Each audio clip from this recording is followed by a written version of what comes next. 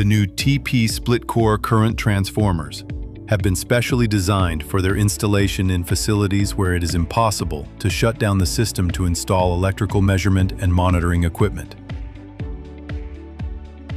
They stand out for their low losses, high accuracy, and easy installation thanks to its instant opening system with a button, which allows for easy installation either by opening one side or by completely removing the front of the device, ensuring proper installation of the current measuring transformer in any type of electrical panel. In addition, they feature a lighter and more compact design to make installers work easier. They include various accessories with each unit to further simplify installation. Non-metallic tabs that allow direct attachment to the conductor.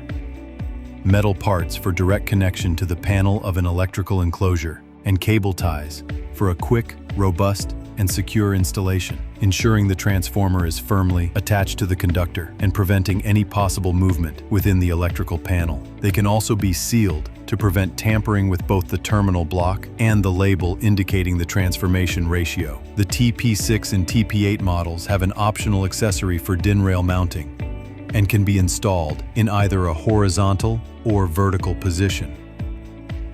The TP10 and TP12 models come with an extra accessory, a locking piece to prevent accidental openings.